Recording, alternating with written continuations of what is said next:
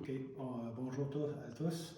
Ce qu'on va faire sur le dentier, on va faire un changement de lame et on va suivre toute la procédure pour que le changement se fasse de façon sécuritaire et qu'il soit bien exécuté. La première chose qu'on doit faire, c'est couper l'alimentation électrique. Mais si vous pensez que vous n'allez pas faire exécuter votre changement de lame de façon continue, il est important de faire peut-être ce qu'on appelle un cadenassage. Je le ferai. La première chose qu'on doit faire, c'est enlever le garde. Bon, comment on fait pour enlever le garde? Eh bien, ici, vous avez un bouton ici, là, vous poussez, c'est la tige cylindrique ici, là. Et en poussant, vous dégagez de la partie percée ici qui est plus petite, plus grande que la rainure. C'est pour ça la tige qu'on a ici, là, il y a un diamètre plus petit. En poussant sur la tige, on peut à ce moment-là être capable de dégager le garde de cette rainure-là. C'est la même chose pour l'anti-recul. L'anti-recul, vous voyez, c'est sur ce côté-ci, on a un bouton, la partie cylindrique, on pousse dessus et là, ça dégage. C'est la même chose. On enlève la lumière, on monte la lame. Monter la lame, on la monte sans forcer. On la monte au maximum, presque, mais on ne force pas pour essayer de dépasser la limite. On vient de démonter le couteau diviseur. Ici, le couteau diviseur, il est monté sur une barreuse ici, là, vous voyez.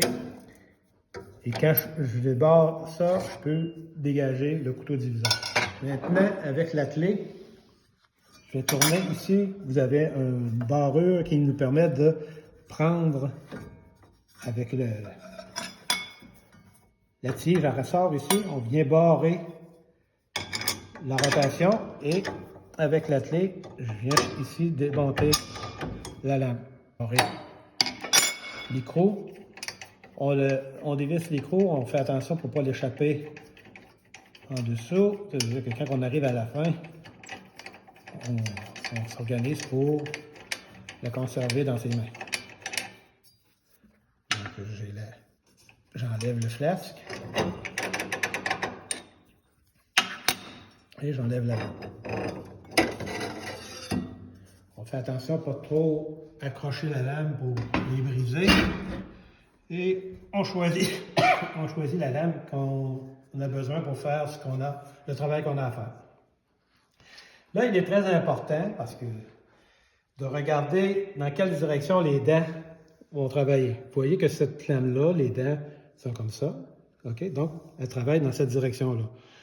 Quand vous vous placez au bout de la scie, ici, eh bien, il faut que la lame tourne dans le sens horaire. Donc, la lame, elle vient comme ça. J'ai placé la lame.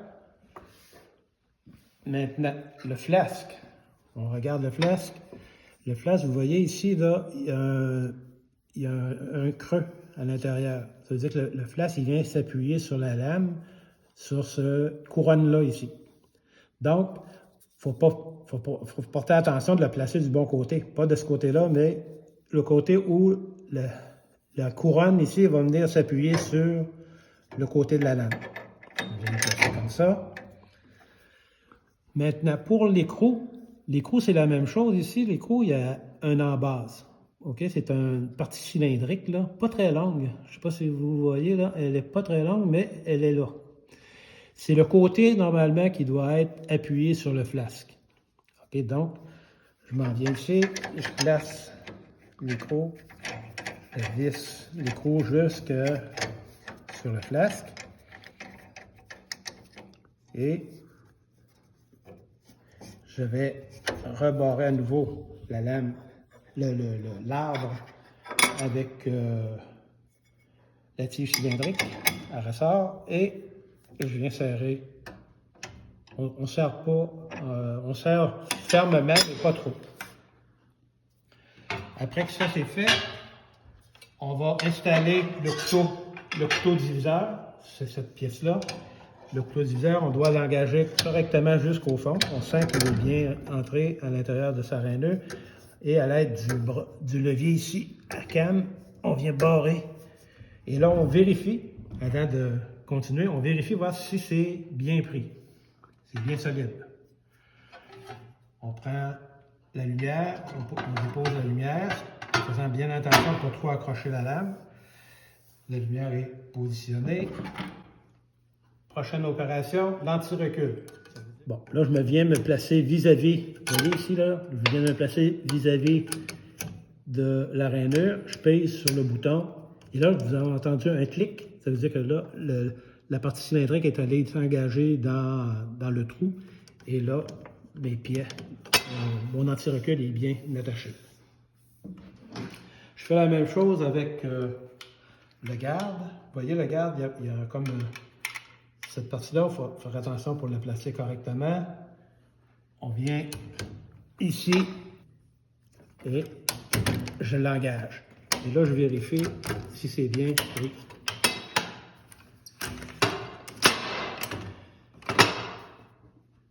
On a complété le montage de la lame, mais on n'a pas complété, par exemple, si par exemple, on ne sait pas si la lame est à 90 degrés. Pour vérifier si c'est à 90 degrés, on peut utiliser un rapporteur d'angle numérique, c'est ce qu'on a ici. Ce rapporteur d'angle-là, on vient placer sur la table. Je le mets à 0. Je vais le mettre à 0. OK. Là, maintenant, il est à 0. Ça veut dire la table. Et je vais déplacer ça sur la lame pour voir si ma lame est à 0. Vous voyez, il est à 0,3 degrés.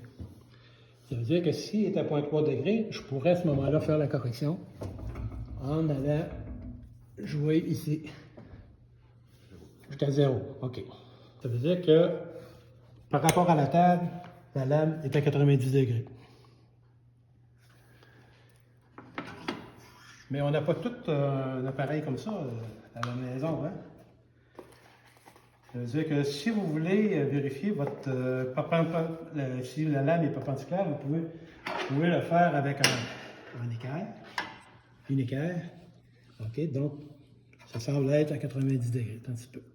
Comme ça c'est une façon. Mais là, on vient de faire de la vérification statique, c'est-à-dire qu'on pense que c'est à 90 degrés. Mais on pourrait vérifier encore plus la précision de notre lame, voir si elle est perpendiculaire, en utilisant un traîneau. Je vais enlever le garde. Et je vais installer le traîneau.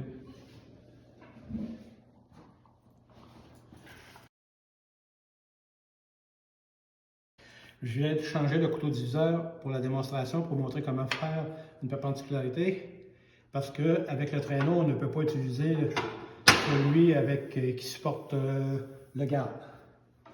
Je vais placer maintenant le traîneau.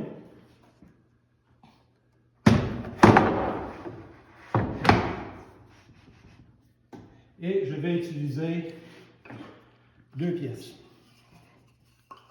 Bon, qu'est-ce qu'il y a de particulier, ces pièces-là? Ils sont parallèles. Les faces sont parallèles et sont de la même hauteur. Exactement de la même hauteur, les 2 pièces.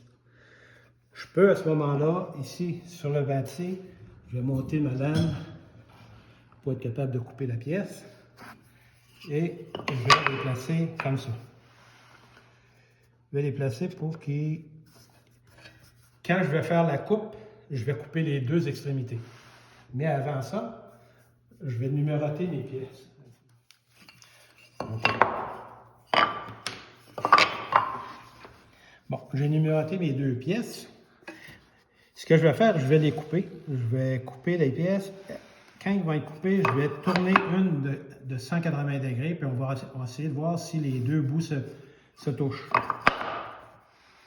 OK, je m'en vais ici. Comme ça. Bon, maintenant, je vais remettre l'alimentation électrique. Et je vais l'essayer.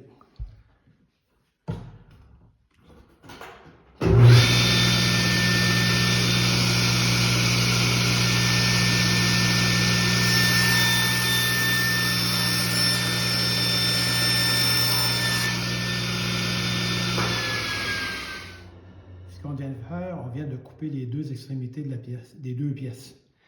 Si je prends une des pièces, il ne faut pas que je tourne les deux, j'en tourne une de 180 degrés, il faudrait qu'ils se touchent. Il faudrait qu'il n'y ait pas de jeu entre les deux. Il y a un petit jeu. Vous voyez, je ne sais pas, en haut ici, j'en ai un petit. Là, à ce moment-là, je m'en vais ici. Je vais aller juste y toucher un petit peu. Essai-erreur. Mais alors, il n'ira pas plus loin que ça, mais vous voyez que sans avoir un appareil numérique comme ça, on peut arriver à faire une perpendicularité de notre scie, lame de scie, de cette façon-là, avec deux pièces. Ce qui est important, c'est que les pièces soient de la même hauteur, et que les deux champs soient parallèles. OK. Et ça met fin au changement de lame. J'ai oublié de dire tout à l'heure que même si vous ne faites pas la vérification de perpendicularité, vérifiez quand même avant de quitter le poste de travail en faisant démarrer la machine pour être bien sûr que la lame, il n'y a pas d'accrochage, il n'y a rien, pour que les opérateurs ou les gens qui vont passer après vous, ça va être sans danger.